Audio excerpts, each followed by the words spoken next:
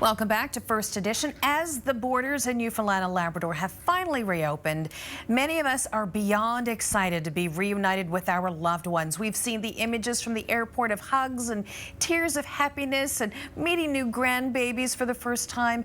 However, reuniting with loved ones can be a roller coaster of emotions for many of us. Here to discuss what to expect and how to cope is Dr. Janine Hubbard in this week's edition of Get Psyched with Dr. Janine. It's great to see you. Oh, good evening.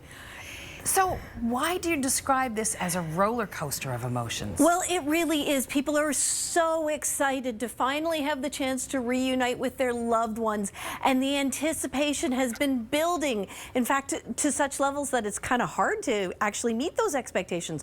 But it's a swirl, it's happiness, it's joy, it's excitement, but there's also some sadness, there's some grief, there's, looking at missed opportunities. You see that new grandbaby and see how much they've grown since you last saw them. And so sometimes there's even some anger about missed opportunities. So that all comes in that great big swirl and that hug at the airport.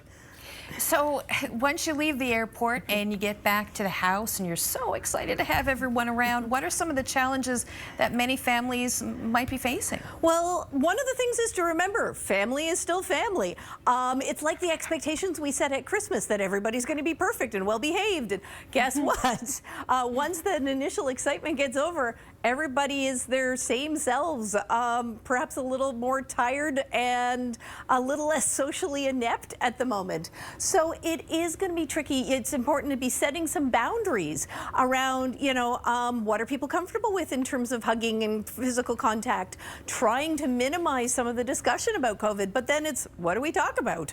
We haven't talked about anything else in a year and a half. So kind of finding some new boundaries within that household is going to be really important.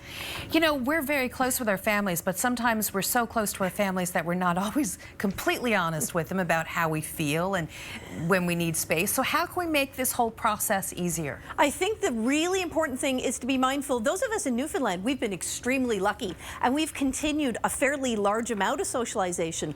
A lot of folks in other parts of the country have been so much more isolated, so that we forget that socializing is actually really tiring, even with people that we love. So it's important to make sure that people know that they can kind of go, I need a timeout. I just need a little bit of a social break. I'm just going to go and read a book for a little bit. And that's not disrespectful, but that this is weird and awkward for all of us. And probably one of the biggest things is to acknowledge that this is strange. Small talk is tiring, and it's also something that we haven't done a lot of. So using a bit of humor with it as well, going, whoops, okay, well, I guess I've forgotten how to socialize. Something along those lines. Embrace the good. This is wonderful news that we're all experiencing, but just remember to set your expectations that it's not going to be as perfect as perhaps you've been building up in your hopes and your fantasies. Dr. Janine Hubbard, thank you so much for coming in. Thanks again.